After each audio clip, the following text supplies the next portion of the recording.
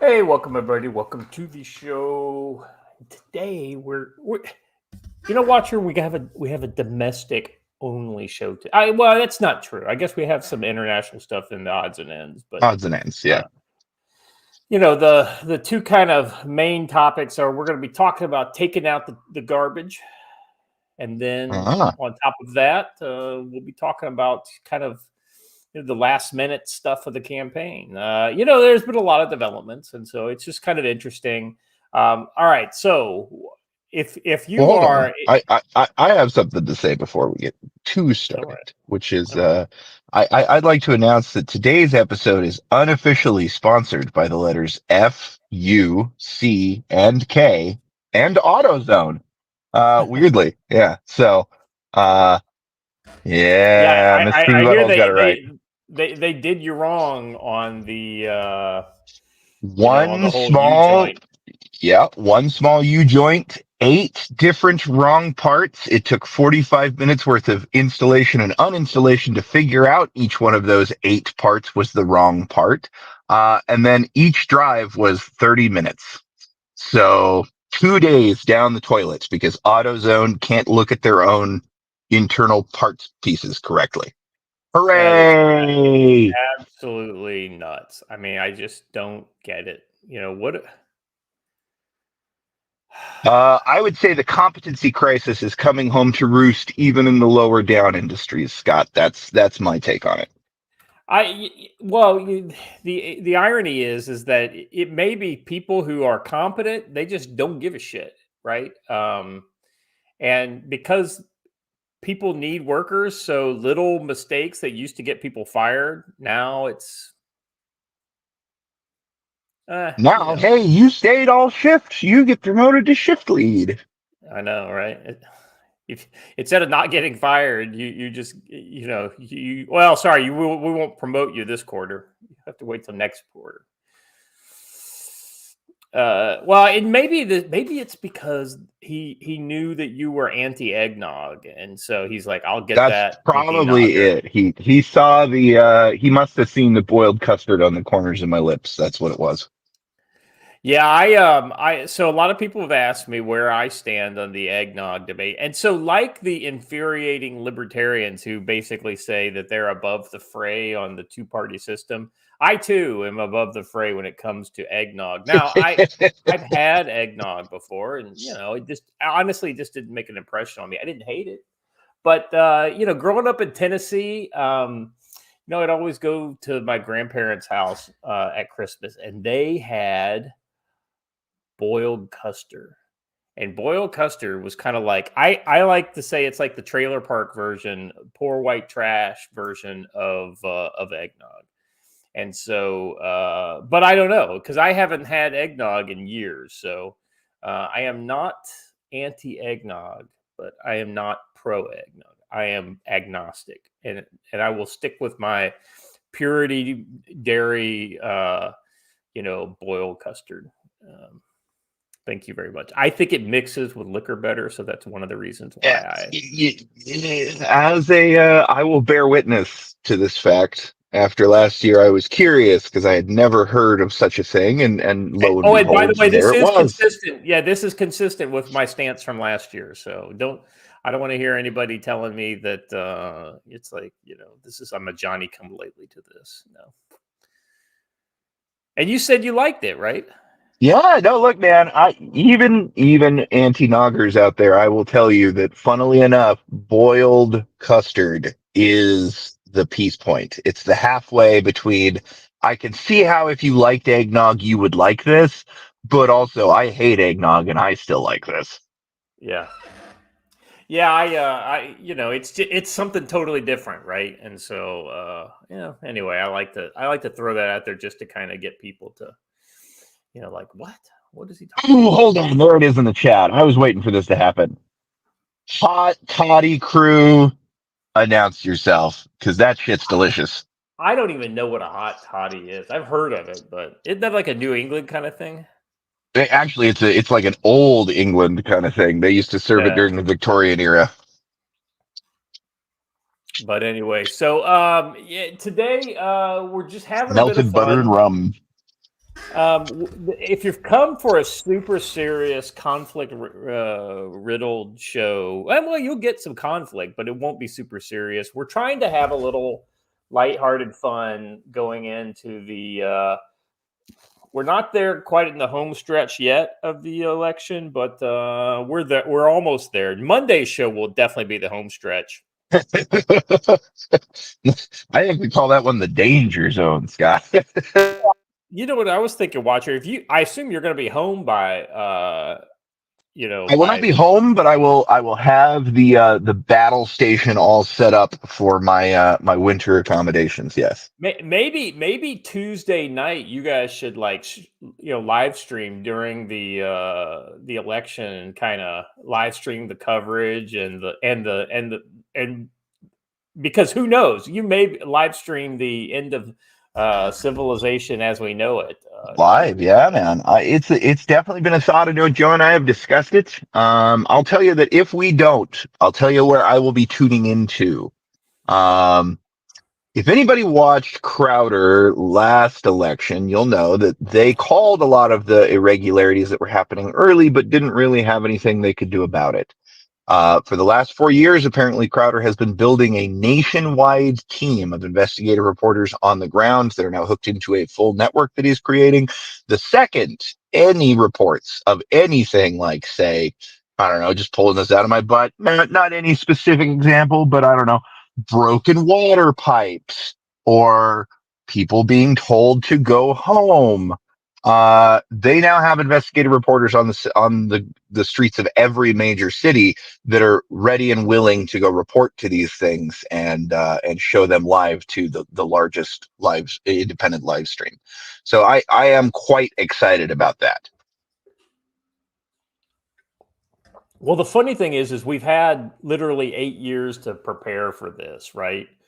And so if there isn't a significant amount of pressure to kind of live check the voting, to kind of live observe, like we've already seen some of these voting machines, and we'll be talking about this later in the show, but we can kind of preview this a little bit. In Kentucky, some of the voting machines, like the guy's trying to push the Trump and he's got his phone on, like right there at this machine. He's trying to push Trump and it's not selecting. And then eventually Harris selects automatically. And it's like, you got to be kidding me.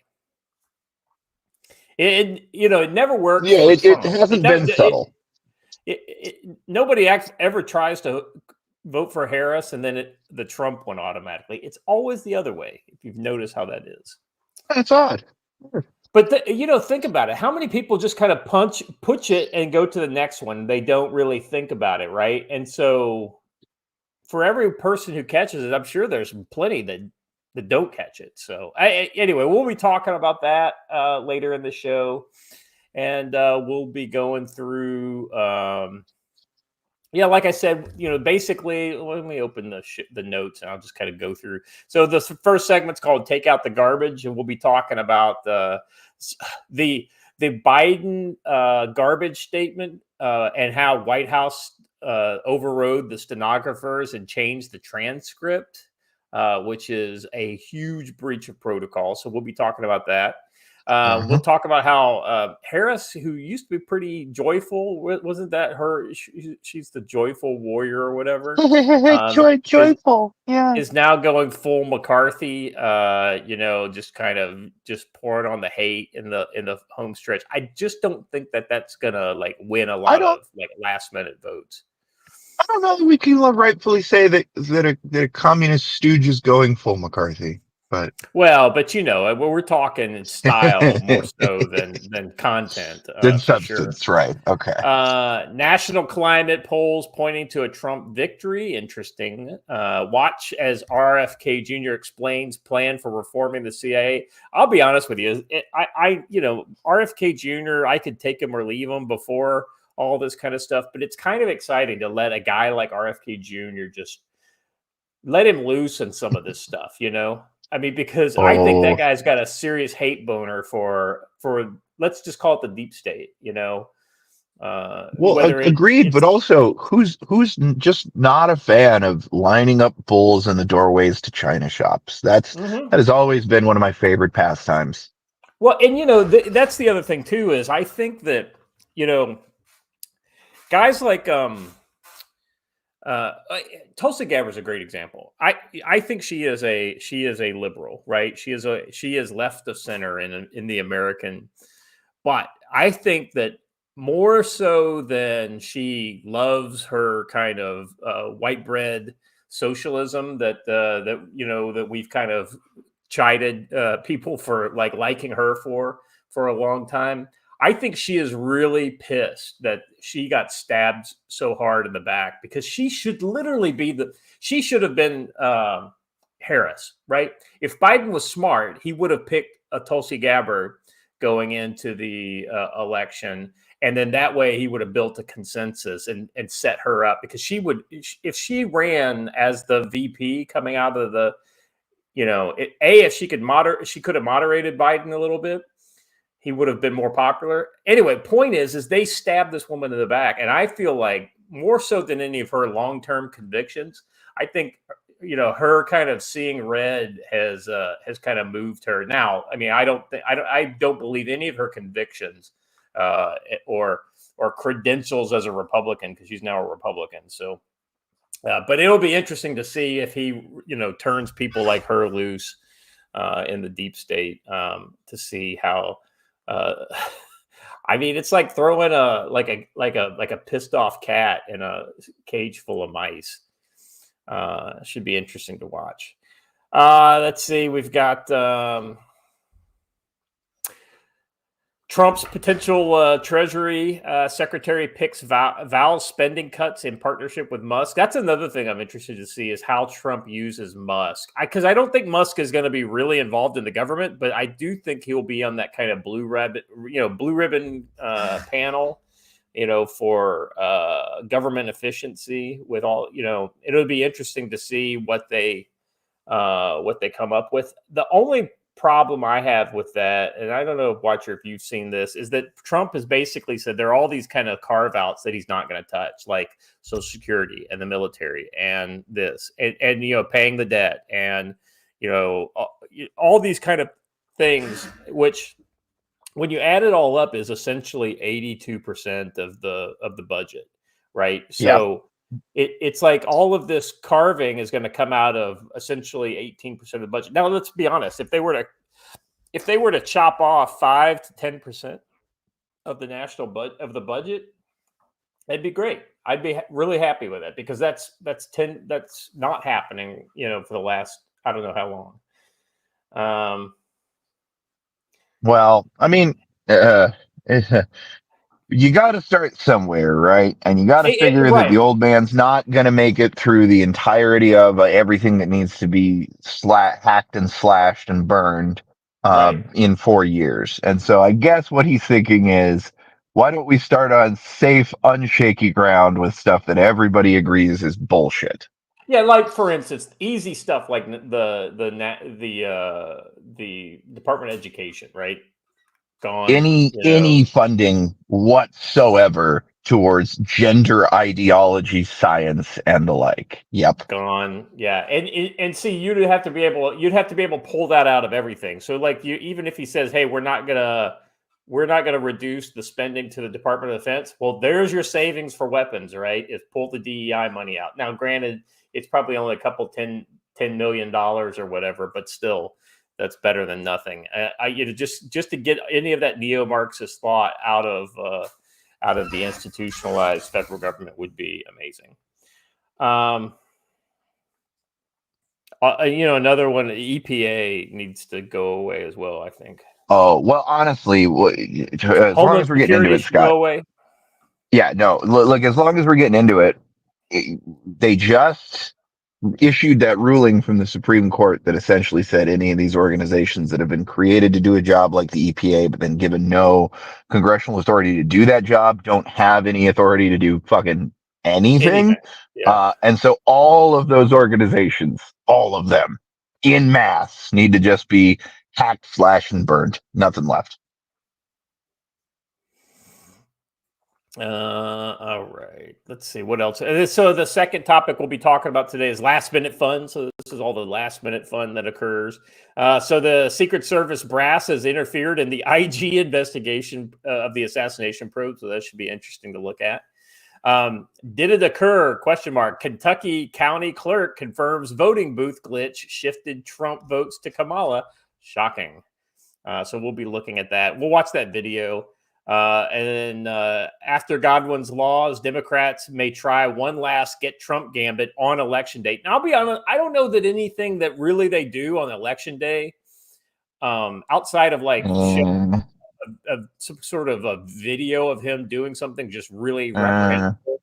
I don't think that anything would really. I'll tell you what I think they'll do on election day that would actually make a difference, Scott. It'd be very easy for them to, en masse, take all their violent leftists, dress them up as Trump supporters, go to poll locations, and start assaulting people. Yeah, maybe. I don't know because anyway, I don't know that would work. I think that would be too obvious of a false flag. But yeah, it would be disruptive, but I don't know if that would be effective. And in the moment, and Republicans counting on all those day of votes would be the ones who'd be most affected by it. All right, 10 shocking. Okay, so I've just this, depending on how much time we have at the end, I've got this huge list of just kind of a bunch of videos and other stories that are related to the election that are just, you're just not seeing out there in any of the mainstream media. So we'll be talking about that. All right. Anything else, Watcher, before we jump into the first odds and ends? Yes, just a tiny thing. All of you who are already here this morning, you are my favorites. I want you to know that. Are you just saying? No, just our chat. I'm very appreciative of them this morning, and the 150 of you that are here already, you're my favorite. Yeah, just so you know, guys, I've been very appreciative of the chat. If there's a difference between the chat and the viewers, right? Because many of you guys, you'll listen to it later, or you watch it live, but maybe it's in your ear and you're not taking part of the chat. Or some of you guys just don't enjoy the chat aspect, right? Because a lot of times it's literally a parallel conversation that doesn't have anything hardly at all to do with what we're talking about. Any real connection. or very passing, right? Anyway, and so I appreciate that. But the chat, you guys are the ones that really kind of you get our attention because wait a second, Hunt's the Dirty Roofer has blown the doors off of us this morning. Gifted 10 future conflict memberships. Get your membership while you can from Hunt's the Dirty Roofer. Thank you, brother. Appreciate you. That is not cheap. So we appreciate your patronage of the channel. And as a reminder, if you're out there in the chat and you're hoping to receive some of that kind, beneficial free memberships flying around, you do have to get in and indicate that you are willing to accept free gifts. And I don't remember what part of chat that's in, but it's somewhere in the 3-dot options.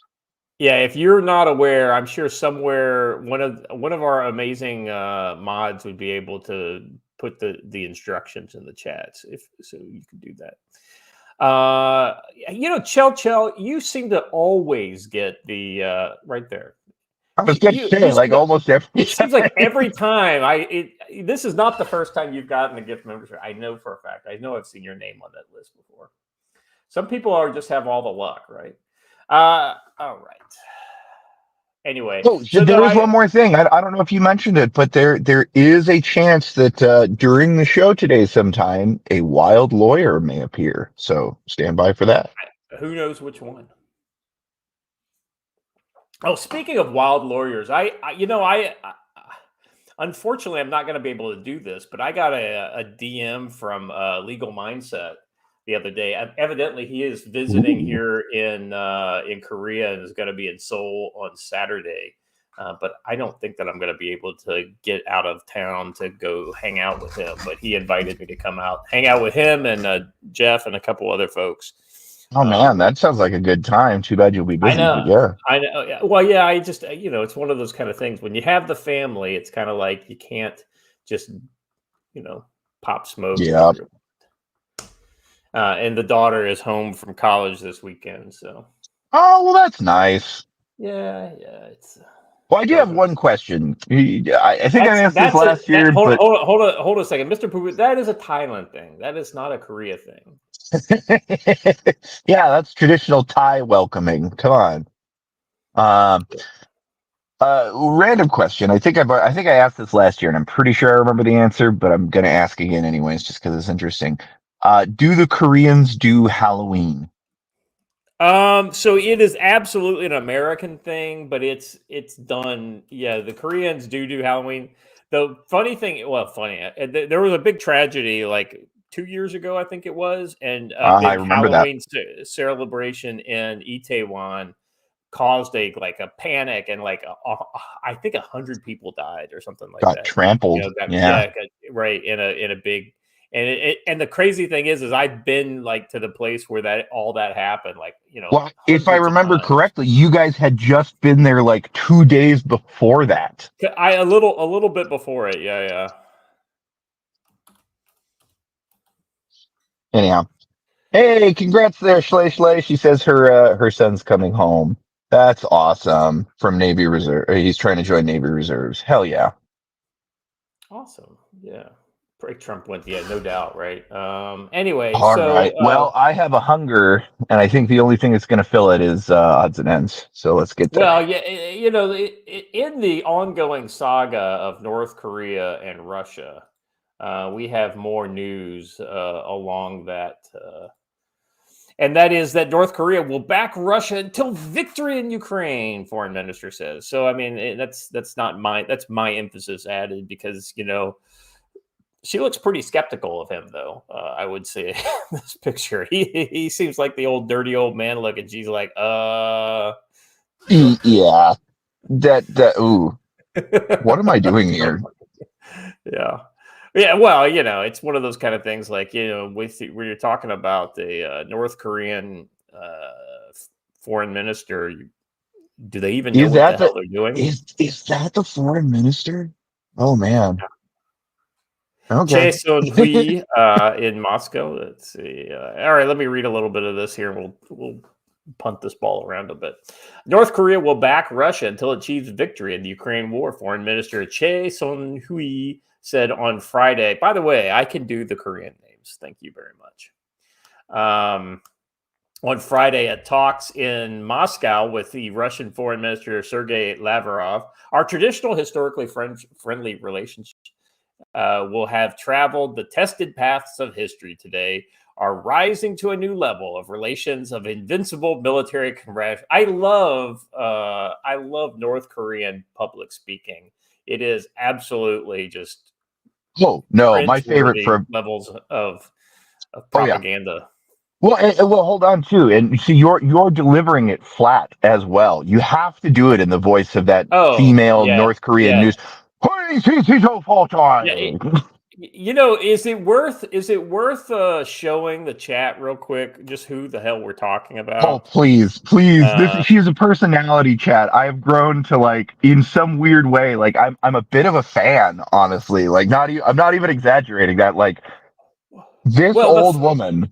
yeah, the funny thing about it is, uh, is that like South Koreans don't even talk like this, right? This is a North Korea only thing.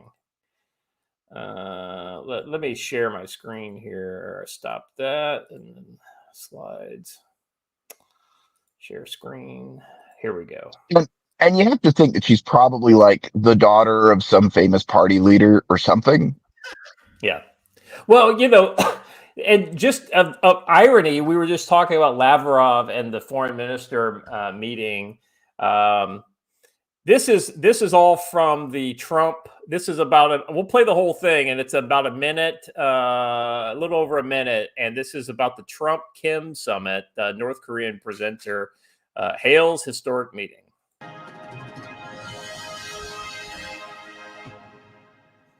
미 합중국 대통령은 이에 예를 표시하면서 조미 사이에 선의의 대화가 진행되는 동안 조선 측이 도발로 간주하는 Oh, 이 she started dyeing her hair. 군사 연습을 중지하며 Oh, come on. They all died there. 민주주의인민공화국에 대한 안전 담보를 제공하고 대화와 협상을 통한 관계 See, I like it when I 개선이 share the video because 진척되는 there's 데 no 따라 echo. 대조선 제재를 해제할 수 있다는 의향을 표명했습니다.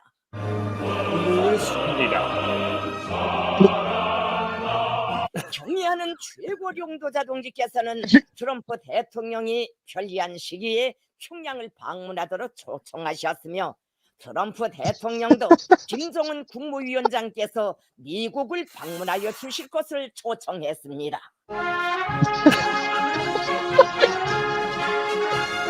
조미 사례분들께서는 이러한 초청이 조미 관계 개선을 위한 또 하나의 중요한 계기가 될 것이라고 확신하면서 이를 쾌히 수락하셨습니다. Oh, So, well, anyway, MSNBC wishes they had that much aplomb. I know, right? Anyway, so North Korea. There you go. So I can continue on a little bit more here. NIDA referred to statements by U.S., NATO, South Korea, and Ukraine this week that North Korea had sent some 10,000 troops to Russia. Let's be honest; their very close ties is the kind of diplomatic code word for we sent a shit ton of troops to go fight and die in the Russian war. Kremlin spokesperson Dmitry Peskov said that separately on Friday that he had nothing to add to what had been said. Secretary of State Anthony Blinken said on Thursday that about 8,000 of these North Korean troops were now in the Kursk region, where Ukrainian troops broke across. The Ukrainians have been having a hard time in Kursk recently. There's a lot of talk about, we're already seeing the first North Koreans defect and things like that. I have seen zero evidence, zero film or video evidence of North Koreans in Kursk at this point. But I have seen reports that Ukraine is having a hard time. Go ahead. I've got questions, and I don't know that any of these have been answered. So my first question is, who is supplying them? Are they there with their traditional North Korean arms, or are they there with Russian arms? So basically, they are provided to the Russians, and then the Russians equip them. And reportedly, the Russians are giving them ID cards and everything that identify them as being from eastern regions like Siberia and where there are a large number of Asian-looking, Mongolian-looking folks. So, and as long as they only ever find dead bodies, that will be fine. Well, but if you find literally an entire infantry company worth of dead Asians, you're probably going to be like, well, looks like we found the North Koreans. My second question is, who's leading them? Do you think? Do you think they have North Korean officers, or are they in tandem with a Russian officer?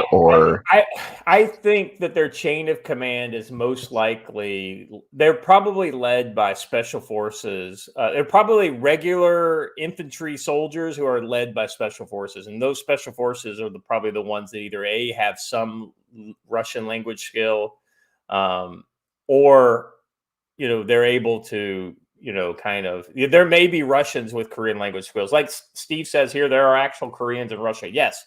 So Vladivostok is not far from the Korean border, the North Korean border. And so, so you've got some ethnic Koreans that live both in China and in Russia. And I want to point something out to the chat here that, I talk about it a lot, but you may not have picked it up. I forgive you. We've done a lot of episodes, but listen, North Korea, this is not the first time that they've rented out people. They've been doing it for decades, where they basically sell people into slavery in all kinds of countries, including some Western countries. Poland has been famous for entire factories. They're all North Koreans, and all of their wages go directly to North Korea, the government. Weird. But so Russia in particular has been the main user of said basic slave labor. So you have to figure that they do have a lot of Russians who are familiar with communicating with North But Koreans. here's the irony, right? When you live in a country like North Korea, even slave labor in Poland is an upgrade. It's a privilege. Luxury. Yeah, absolutely. Crazy times. Yep. The Who founder of is North they Korea, and current them? one's Gramps. I'm Oh, not sure exactly where I yeah, was I'm not looking tracking. at, but yeah, I'm sorry if I'm using Uh, words that are Matt unclear. Grizzly, with a very good point, founder of North Korea, current one's Gramps, was a logger in Russia. Correct. Yeah. Kim Il Sung was essentially in North Korea throughout I mean, it was in Russia working for Stalin essentially throughout the occupation, the Japanese occupation. Died in the wool communist. All right, let me. I got a couple super chats over in Rumble. Let me get those. Peter says helicopter tours for $2 says check out the X post of Jeff Clark. I believe he was a U.S. Attorney General for a minute. He has a 4-minute video people should see. And then UCO Steve for $2 said, "Did anyone notice Tuesday is Guy Fawkes Day?" I don't know anything about that Jeff Clark video, so maybe we'll check that out towards the end of the show. You just remind me Yeah, I we're hadn't. to the kind of the potpourri section of the of election related videos, and we'll check that out. All right, so I think that we are all caught up on super chat. All right, let's move on. Next up, Iran. You know, I mean, you can't. Oh, by the way, another piece of North Korean news: they did launch a ballistic missile. Speaking of missiles, we're getting ready to talk about missiles here, but these are Iranian missiles. And so that was interesting because that was a solid rocket booster, apparently, according to news reports. So interesting times here in the Korean Peninsula. All right, let me share my screen here. Iran readies major retaliatory strike from Iraq in coming days, Israeli officials say. Axios is reporting, Axios, gotta love Axios, is reporting Thursday that Iran is still preparing a major retaliation in response to the Israeli aerial attack of the overnight and early morning hours of last Saturday. Israel's strikes on missile and military facilities was itself a much anticipated response to the October 1st ballistic missile attack. I wonder if Iran doesn't perceive Israel's response as strong enough. Now, I don't know what you've seen, Watcher, but I've seen that the air defense, the integrated air defense system was basically completely taken offline, and they were almost that Iran. Maybe they've bolstered the system since then, but they are basically completely defenseless when it comes to air defense. Yeah, those were the projections I saw when they were talking about after action reports of what they had hit. But I'll be honest with you, for the last 24 hours, mostly what I've seen is the underside of my truck. Yeah, I feel you there. It says here, while most regional observers believe the tit for tat has cooled down, reflected in declining oil prices this week, the Axios report cites a pair of Israeli officials to say Israeli intelligence suggests that Iran is preparing to attack Israel from Iraqi territory in the coming days, possibly before U.S. presidential election. That would be interesting if they were to attack. Essentially, what is it, the PMP? Popular Mobilization Force, PMF, something like that. That I have some logistical questions, but okay. Well, it would be probably short range ballistic missile type stuff that they've already pre-positioned in Iraq. Okay, there we go. So it's stuff that was already there. Makes sense. Right. My only thought on that was like, if it wasn't already there, then like just, in Israel looking out, oh, look, a giant convoy of oversized military trucks. Now, Huh. Steve, don't you be getting any smart ideas about, having success in Iraq? Come on now. Yeah, I don't get me started on Iraq. I I was gonna had say this is a danger zone. Danger. I had to bite my tongue the other day at work talking about Iraq. Yeah, I can imagine. The irony is that there are a lot of people in uniform that still really kind of believe in the cause because they're, Oh, I think because it's not because they know anything particular that makes them really emotionally connected or maybe intellectually connected, but they're more emotionally connected because, hey, I spent like 3 years fighting there or oh, whatever. How dare you Scott. say that it wasn't worth, my Well, friend's blood, right? And that makes sense there's to me. I that. can get it. There's that. But look, man, I swear to God that one of the first things DEI defunded was the lessons learned department. Well, but that's not what I'm talking about, though, right? I'm talking about. I'm really talking about the, No, people just, I hear you, but you know, I mean it. that serve there. Well, no, I know what you're saying. You're talking about the more institutional type of situation or Yes, what. and if the institutional can't even admit that any of this was a mistake, then how is the individual soldier ever supposed to be able to reckon with that? Yeah. Well, anyway. So, yeah, let's dive back into the story here. This would involve large numbers of drones. Yeah, see, drones is one of the things that it does that. They do have ballistic missiles in Iraq, but they do have a ton of drones, and those have a very kind of much lower signature than, say, ballistic missiles. Throughout the Gaza war, there have been sporadic drones launched from Iran-backed paramilitary units in Iraq, but nothing on a major scale. Israeli sources on Thursday have suggested Iran is actually moving ballistic missiles to prepare for such an attack. Also, Iranian Revolutionary Guard Corps Commander Hossein Salami has been cited as saying that Iran's response will be different from any scenario Israel might expect. CNN, too, has been reporting fresh threats on Wednesday, writing the following based on Iranian military sources. Israel's recent attacks on Iran will be met with a definitive and painful response that will likely come before the U.S. presidential vote. The one thing that I know, Watcher, is if Iran does a significant... oh, never mind.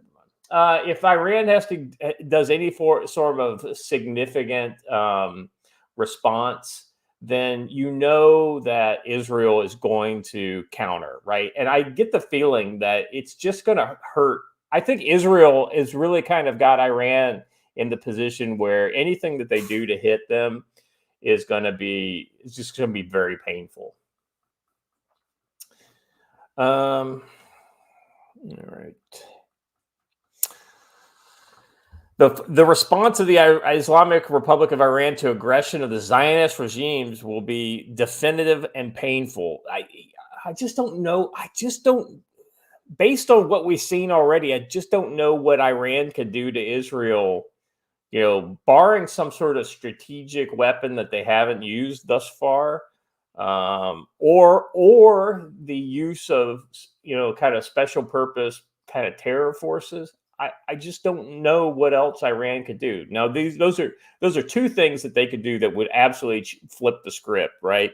That would be to drop some sort of a low yield nuclear weapon in Israel, or even a nuclear test in Iran. That would be the kind of thing that they could do that would have to make Israel stop in their tracks, right? And the other, which would probably wait, hold on. Why would that make them stop in their tracks? If anything, like the direct course for any nation at that point would be to escalate to full-on nuclear attack. Well, we got a potential criminal here. Hey, Sean, A what's going on, brother? wild lawyer appeared. How you doing? I'm doing pretty good, man. We were just talking about potential responses to Israel's recent attack on Iran by Iran. And, oddly enough, it would make sense that they would attack from Iraq. So, the place that we made free from terrorist, operations is now operating terrorists against our ally Israel. So, you mean the thing we let turn into a proxy state? Yeah, that's exactly right. Exactly right. It's like when you get rid of the Sunni strongman, maybe all the Shia are going to take over. Who knows? Yes, but I mean, traditionally, though, when you go back through, the 20th century, Iraq being involved in attacking Israel was kind of the norm. Yeah, that's right. Through the 60s and 70s. So. I hate to do this out in public, but apparently Rumble Chat needs your anti-bot attention. Oh, here we go. It's this terror. There we go. I think that got it. So, Sean, Good how job. you been, brother? You've been in some spicy public debates here lately. Just a few. Oh, well, hold on. I mean, so, as a person who's been, drummer. I haven't heard any of it. So can you summarize? Well, which ones? Well, I mean, I have no idea. Sean, let me explain to you. I've spent the last 3 days underneath my truck. Okay. Changing parts. That was far more effective and productive than anything I've done here on Twitter. So, well, just I would say that drama counts as conflict, and this is a conflict-related show. If anything that you want to just kind of make the chat aware of, you don't have to get into the dirty details. It's been entertaining, at least on X, for me to watch from the sidelines. I'm sure it's been interesting, but that's where I'll just leave it there. It's better that way. Sean, the one thing, my only comment is just to say that it's unfortunate. The whole fucking thing is unfortunate.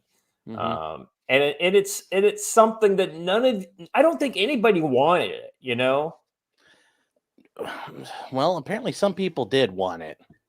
Well, there's always those kind of blood sport types. Well, no, I'm not saying like that. I think this is what somebody wanted, and they're happy to be where they're at.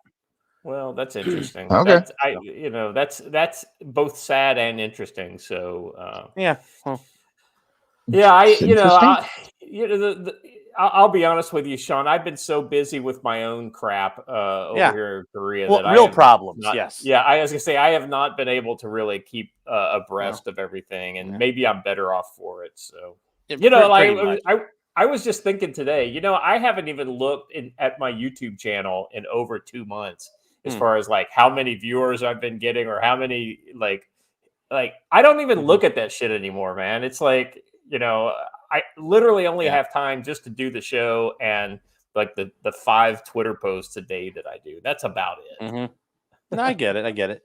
Yeah, and I mean, in the meantime, all kinds of real life stuff is going down. So, this has been a very interesting time for the stuff that we cover. I know. Oh my goodness, yes. I know it's both interesting and terrifying. Honestly, some of the things that we're seeing. I mean, hell, we're not even going to talk about this on the show, but this is probably something that's more in your wheelhouse. That shooting in Florida, the Halloween night shooting. Wait, what? Yeah, there was a big shooting was it Miami or Orlando? I don't know where it was at, but it was one of these big Halloween, and there were like 3 dead bodies or whatever, like just laying in the street after the crowd, spread. And Orlando. Laserham says it was Orlando. Yeah, I literally saw that in my Twitter feed before we started the show here. So. I mean, just so damn sad, right? And it just, one of the things that Joe keeps saying is that, don't be looking for the collapse. We're already here in the collapse, the collapse is already around us. The sad thing is when you live in the collapse, your tolerance level for the things that happen in the collapse goes up so much to where you almost don't even notice it anymore. That too, but I think it's more of just, like when you're living when you're living through something, it's not like you don't realize how bad it is till it's done. Or, I mean, till things kick off all the way. I mean, like, Yeah. you don't realize how bad World War II was till you got through World War II. I mean, in the meantime, yes, Yeah. there's a war, but until you get to the end, you're like, wait, what all happened? Yeah, right. Or just Well, just in you general, need distance, right? You need some distance to be able to see what happens, Mhm. because But honestly, it's one of those kind of situations where you can't see the forest for the trees a lot of times. well, and I So, mean, well, when you're in the middle of the forest, all you do see is trees. That's right. yeah. I mean, So, that's really all there. And I think this thing in Orlando, though, that's just it reeks of gang violence. I mean, at the It's end of the day, crime. Yeah. yeah. So that one I don't really think is. I mean, that's just you're in large groups of people, and there's going to be criminal elements, and that's just kind of where you don't go to you don't go to where stupid people go do stupid things in stupid places. I mean, that was, I guarantee you there were warnings and indicators. It was probably not a good idea to be hanging out there if you looked around. So Yeah, I'm with you right there, brother. I mean, and yeah. this is one of those kind of things. Once they determine it's like gang related, or if Oh it's yeah, it like disappears. then it just kind well, of goes right. And that's why nobody ever talks about all the shootings in like Chicago and places like this. Yeah. if I may, though, I mean, well, okay, so let me address this first, and then I'll come back to remind me that I wanted to talk about Halloween for just a moment. Tenocent Um, 91 says, "I love Watcher, but I'm here to represent the eggnog enjoyers." listen, Tennessee, I am not at war with you, nog enjoyers. I'll say the a thing to you that I've said to many of people at every holiday party I've ever attended. More eggnog for you, my friend. More eggnog for you. Yeah. Um, Enjoy your mayonnaise milkshake. That's all. um, Oh, that's all eggnog is. It just The other day but when Mrs. Watcher and I just got to say this real quick. So Mrs. go Watcher ahead. and I were talking last night as we were taking. So first of all, we noticed that like for many years we have noticed that nobody is really doing trick or treating anymore. We still take the kids out, but there's increasingly fewer houses that do it, and there's increasingly fewer families, kids, teenagers, any of the above that go and do it. And we've been lamenting it for quite a while. And we actually like looked up the area that we're at currently. We're at a friend's house, and so we the large city near them even published an article saying, hey, here are 2 or 3 neighborhoods that are fairly nice that are basically inviting anybody in the city that wants to come trick or treat to come to these neighborhoods. And as we were passing through this fairly large city, we realized apart from those areas that we were going to, no one was doing any kind of anything at all. And we were kind of explaining to the little watchlings that like this is really weird. Like when we get to these places where the entire city is going, it's roughly the density that like my very small sub 10,000 population town was at like almost every street until like almost 11 o'clock at night. Um, and that was like everybody from a fairly large 100K plus size city that was all being condensed into these few neighborhoods to go do it. And we've been asking ourselves why, and I think we finally settled on it, which is listen, taking your entire family and going and putting yourself in a vulnerable situation out late at night is a high trust society activity. And we whether people have realized it or not, they have adjusted over the last decade and a half to living in a low trust society. And we even the normies in their bones realize where we're at. Yeah, it's definitely a different. The world is different, and one of the reasons why I think we have things like school shootings and mass shootings and things like that, especially from these younger people, is because of this. And I've said this before, and I don't think this is controversial. Honestly, is this kind of declining moral representation within America, and part of it is probably less church in school, less discipline in schools, less discipline in families. It's the breakdown of the modern traditional family unit, right? the breakdown of neighbors and neighborhoods. Now there is no requirement for you to be a good neighbor, like knocking on people's doors and whatnot.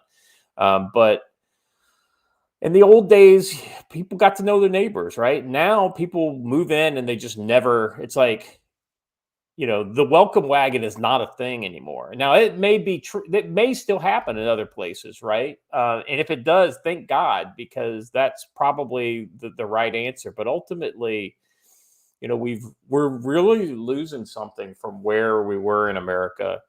I don't know, 30 years ago. I don't know. Yeah. All right.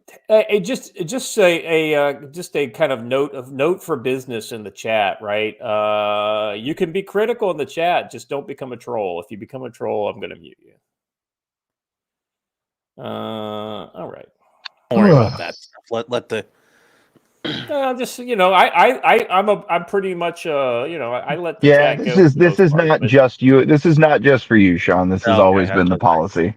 Yeah. This is nothing wrong with. There's nothing wrong with the little nose guarding. Yeah. All right. So let's. Oh, I got a couple more super chats. Let me grab these up. UCO Steve for $2 over on Rumble says that's where we get the movie V for Vendetta. That's right. Mm-hmm. And then so Pinochet's helicopter tours for $5 says since potentially criminal is here, in regards to my Jeff Clark post recommendation, can you ask Sean if Jack Smith can charge Trump with insurrection with a superseding indictment on November 6th? Excuse to not certify. We're going to talk. So November 6th comes around and Trump hasn't conceded yet. Could Jack Smith smack him with an insurrection? Yeah, I don't think so. But I mean,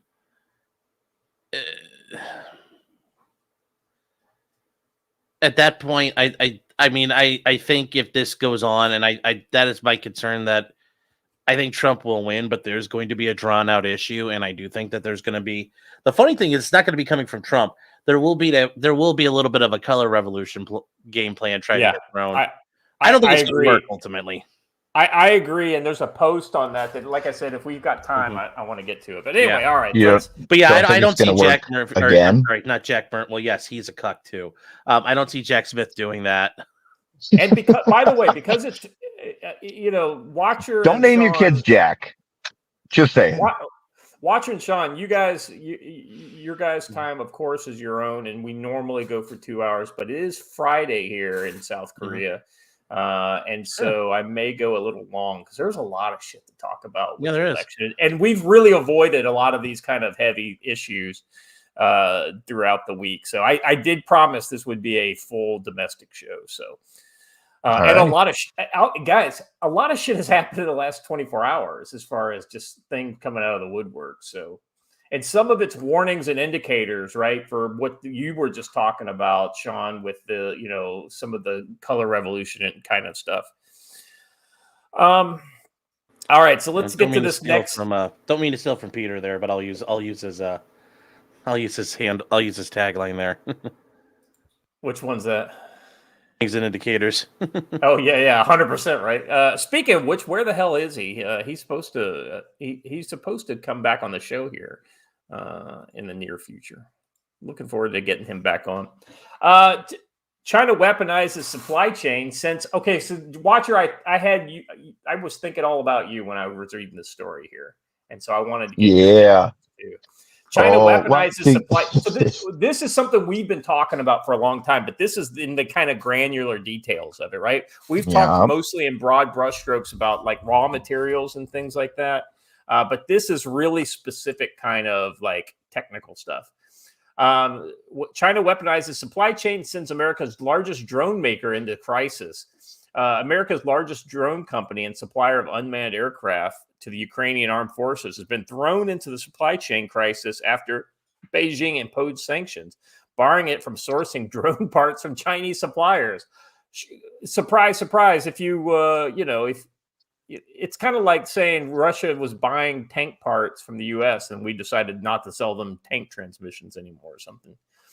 barring it from sourcing drone parts from Chinese suppliers, according to new Financial Times reports. This is another wake-up call for American companies heavily reliant on China, highlighting the urgent need for friend-shore or reshore critical supply chains away from the world's second largest economy. And Now is the fun part where I get to tell all of you out there who are currently thinking, well, then they can just use drone parts from any other country.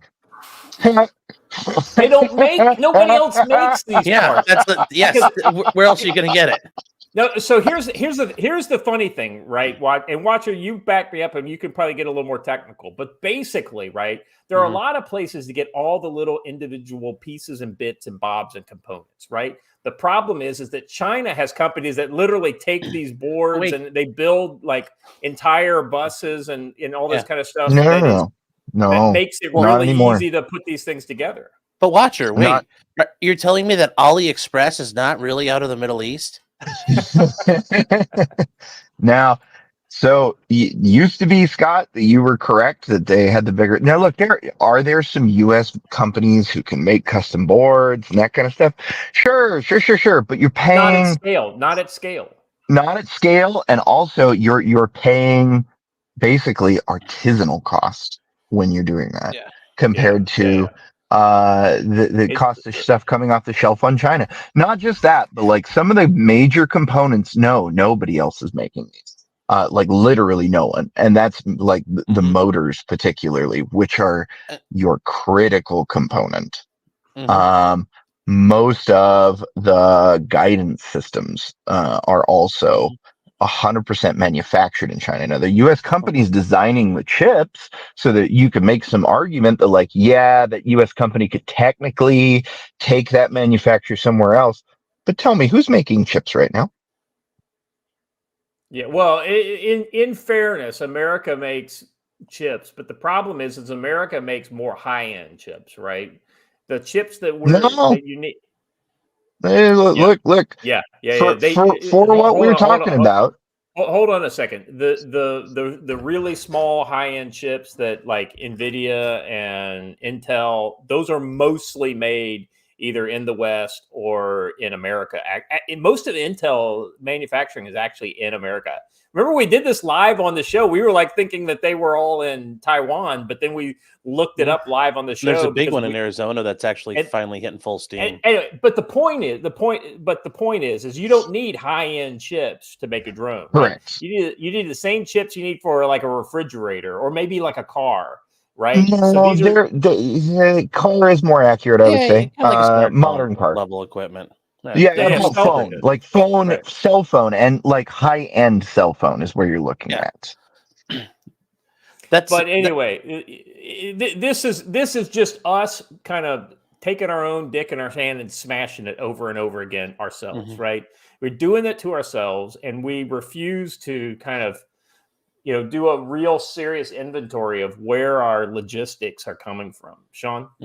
Well, no, I just, this thing here with the Chinese, the bigger issue, I think, going forward for a lot of people and something people need to consider, how long will it be till, because, all those DJI drones, think about all the ones here, they're all basically munitions at this point. And I think how long till the U.S. government starts considering drones and, UAVs of your own as a munition, because that's the bigger issue. So these companies I think so. I think they will be. The drone itself is not a munition. No, but I see the government trying to. Well, hold on a second. Listen, here's what it is. It's the same thing as all those Huawei cell phones. It's a collection device.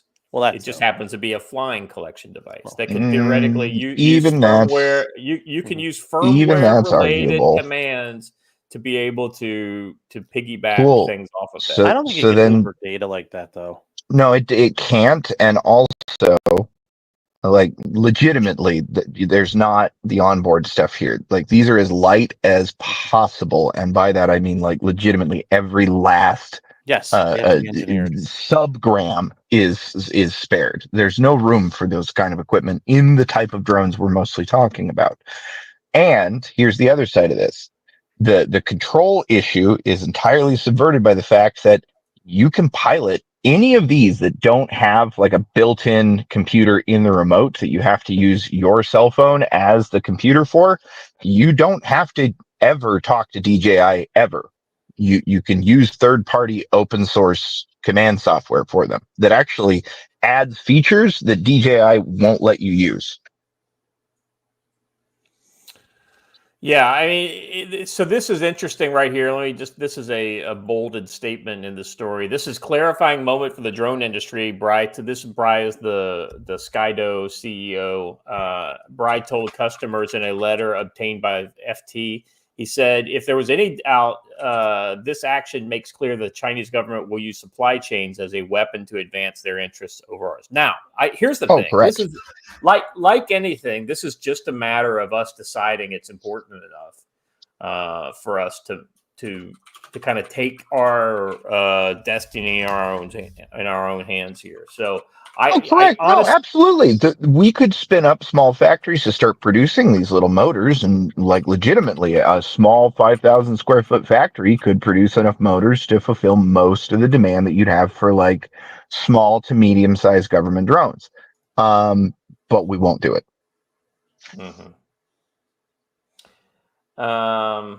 Let's see. Drones aren't munitions, and the auto key card isn't a machine gun. Matt Hoover from CRS Firearms is still in jail because feds are asshole.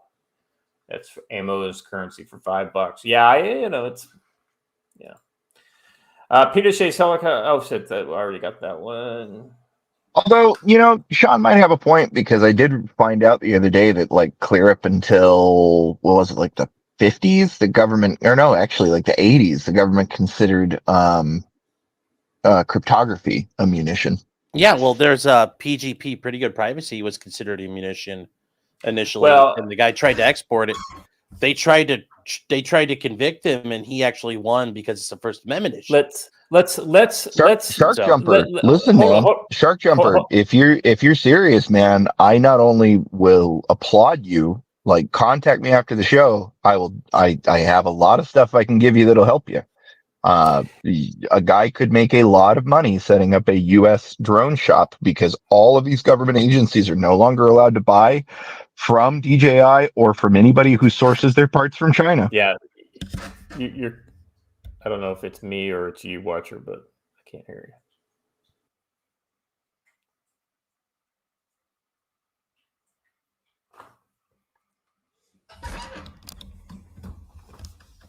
Check. No? Okay. I hear you.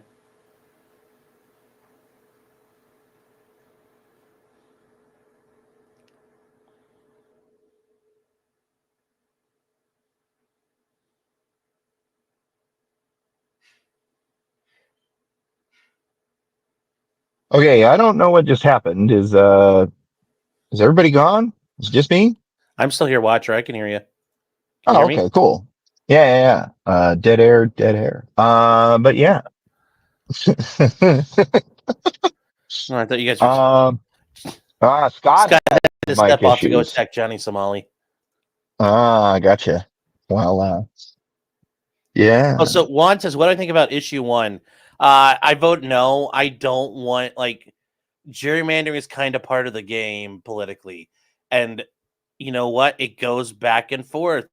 For a while, there were some unfavorable things, and then one party won, and then they can kind of push back, and it goes back and forth. I don't like the idea of these government-appointed groups that you really don't have authority over making decisions like that. And then also, when you read through some of the language, it's like you are barred from bringing lawsuits against the redistricting, except for like 1 or 2 reasons, which I don't like the idea that people can lose their right to challenge this governmental group's authority. So no, I don't like screwing. Like, gerrymandering is just part of the game. I don't like messing with it. Yeah, okay, yeah, it's unfair now, but what are we gonna do when we screw with this? Like, there's a reason why somebody wants to change it. It's not going well for them, but I don't. That's not the reason why you need to change everything. Is there any middle of the ground solution for you, Sean? Like if somebody came and said, "Hey, we have this way of districting. It's entirely impartial. We're not going to have crazy, districts that tie people together. We're No. literally just going to say this block to this block to this block or whatever." Nothing. I don't think you can. I mean, that's the problem. It's you're expecting wolves and sheep to have a have a peace treaty. No, it like I don't see how you can do it. Eventually, like it's just the back and forth. Like I generally don't see how you can do that because even if you try to give like very balanced districts, there's gonna be some goofy ones. There's gonna be all people bitching, moaning, and crying about it. And you're gonna end up with situations where you have to make it work, and you're gonna see snakes running through a map. So I just Yeah, I guess even my idea of just gridding off a city means you'd have some industrial area where somebody decides, "Hey, I'm going to put a tiny house behind a factory that I own here so that I can have a person who lives there and they're the only person in the district who votes." yeah. Well, that's what I mean. At some point, like there's no way. And if you try to make it even, you break up the town, for your 4 city councilmen, you're gonna have to like snake around and have all these goofy spots where, oh well, Councilman A sector dips into Councilman B sector because it's where all the people live, and everybody, you're gonna end up with these, goofy things anyway. I'd argue. Call small drones that I was talking about would be basically any drone that you can think of that DJI sells, apart from the newest, most gigantic one that is for like farming and that kind of thing. Well, and that's where I was going, Watcher. I think ultimately, like the bigger drones, I think you're going to start seeing restrictions on because there's in case you don't know, there are already a ton of restrictions on those. You have to have some pretty severe licensing to be able to even fly them. No, I understand that, but I think there's going to be more and more oversight as we see more and more drone use. I mean, I'm still surprised we haven't seen some, drone-based terror attacks at this point yet, but I assume that's still coming. Well, can you guys hear me? Yeah, we can now. You mean on U.S. soil? Because stop talking so I can test it. Sean, I mean, Watcher, I'm talking about like having a couple of drones dropping like homemade VOGs off like insert wherever city center you want to think of in Europe or the United States. Okay, so because I mean, arguably it's been happening in Europe for about, since the invasion of Ukraine, at least. But well, I'm talking about like in the middle, like Piccadilly Circus. You're getting that kind of a result. Not, I've heard the allegations as well, but I think like a very clear. Okay. I'm surprised. Helicopter Tours for $2 says, "Watcher, I bought a homemade drone. I bought a cheap Chinese flight controller. Is it the software that talks to the FAA? I'm not done with the wiring." Yeah, so it depends on what. Depends on what controller board you got, and it depends on how light your drone is. They've ruled that the sub 250 gram ones don't have to talk to the FAA at all at the moment. But they're normally on those teeny tiny ones. If you do have to talk to the FAA for some reason while it's in flight, they generally have it like a separate sub box that gets installed. But I do know that some of the newer chips are coming with it on the main board itself. So you'll have to look into what you bought. Kudos though on following my advice, because honestly, making a drone is way cheaper than the commercial ones at this point. There are reasons to get the commercial ones. Like if you're using it like me as a business asset, I can't insure a homemade drone, but I can insure the brand new DJI one that I just bought from Costco. Well, I mean, it is like building the drone kind of like building the gaming PC from 10 years ago. No, it's not quite so plug and play. You will need to do some soldering, but it is very basic soldering. They're on very easy to solder pads, and all of it has been set up to be done by amateurs. You can actually buy like a build your own drone kit. However, you're talking about like $350, and you're not talking about anything more than just like FPV. It is a lot of fun to fly, though. Like a lot of people say, it is the cheapest way to get the kind of thrill in your stomach kind of experience of flight without any kind of pilot's license. Interesting. All right. I think we've had enough of the drone supply war going on. All right, Sean. Real quick, since Joe's not here, I'll give you our plug 7. You want to plug your channel and tell folks about what Heck you've yeah. been talking about lately? Yeah, guys, you can find me over on Potentially Criminal. Obviously, yes, as we mentioned when I first got here. Yeah, there's some stuff going on we're covering, but been covering a lot of other great stuff. We just got done with the Sarah Boone trial. She put her boyfriend in the suitcase. That was a very interesting one. Then yesterday we did it happen at the last minute, the YSL trial down in Atlanta, Georgia. That's the rapper. Yeah, that's the one where they consider the rap group to be a gang. Kind of gives you a preview of the Trump RICO case, because it's a RICO case being tried in Fulton County, just like the Trump case is. And you get to see how absolutely garbage it was. The head of the YSL gang, Young Thug himself, was able to plea out, and he pled out to a handful of charges. He pled no contest to the RICO case, and this murder that they've been trying to pin on this entire gang. Of the 6 guys so far who have been on trial, they've all been, the 4 of them have pled out, have all been not allowed. They've all been allowed, and the prosecution has dropped the murder charges. He ended up being such a horrible gang leader, such a bad man. The judge put him on probation right away. So it's a very interesting. Oh, wow. Oh yeah, he's got like 25 years hanging over his head, but yeah, she put him on probation right away. It's a very weird thing down in Georgia, because he's banished from the Atlanta area, which, if you don't realize, that's a massive geographical. The Atlanta metropolitan area is a massive area. I didn't realize how big it was. I didn't realize banishment was a well, like you can exclude people from an area, and I guess in Georgia under their constitution you can do it. And here in Ohio, I've heard stories of like old time judges saying like, "Don't come back to my county." But they like, you can't really do that anymore. Some places it's legal, I guess. But yeah, that was one of the bigger things. We'll be just kind of paying attention as the election goes, and if things pop up. We do a show every Thursday night at 9:30. It's kind of the weekly show, so obviously you just missed it. It's out there, and yeah, covering all the different things that are going on that may pop up. So over here on YouTube and Rumble. Any other interesting trials on the horizon? I mean, nothing really. Like, there's nothing super huge out there. I mean, the guy Daniel Penny, the guy in New York City who. Oh yeah, that's right. The problem is, though, they don't televise trials, so we don't know anything about it. So like, that's the next big one. It's all just court reporters and all that type of stuff. Mm-hmm. Yeah, because we're not allowed to watch it, which I think is actually, that one's a very critical one. That's a very political one, and just see how that one will shake out. But yeah, we won't know.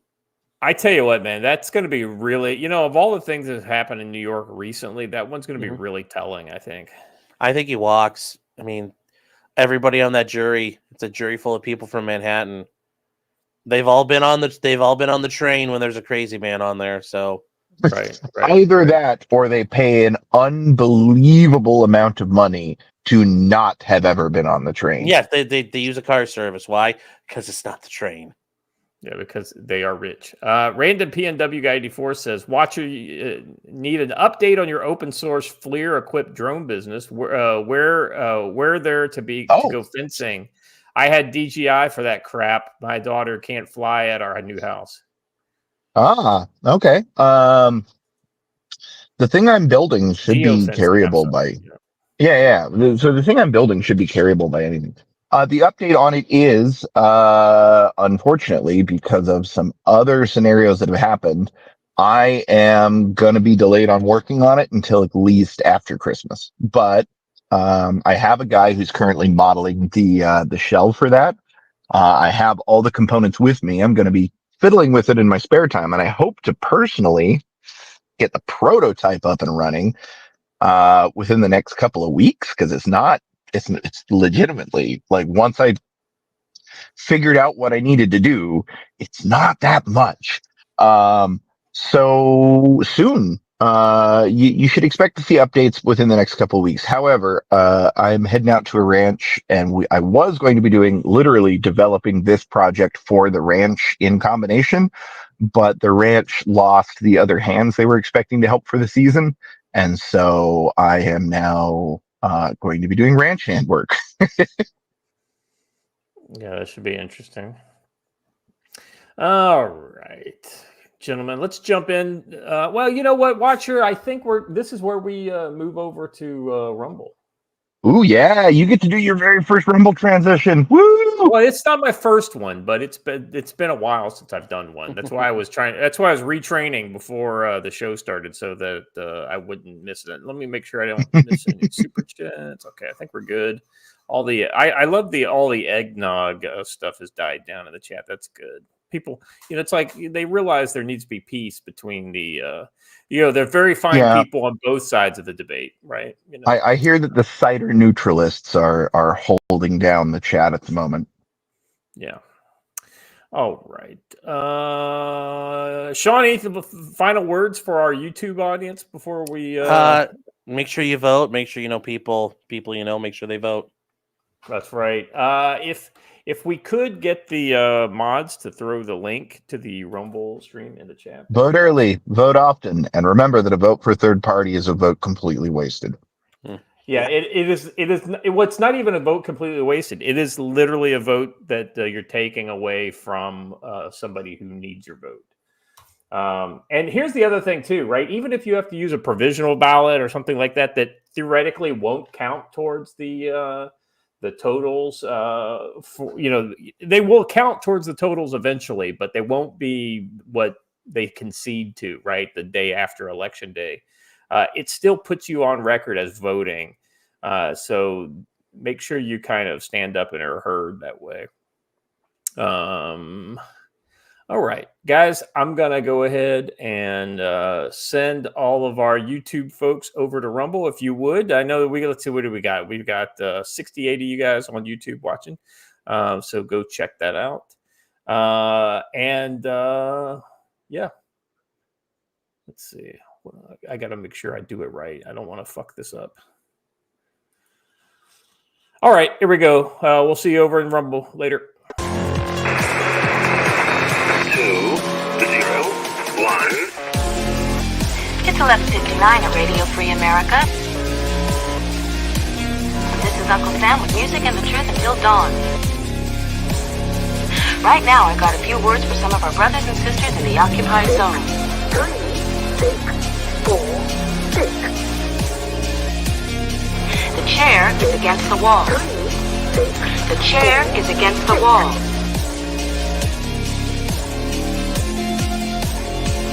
John has a long mustache.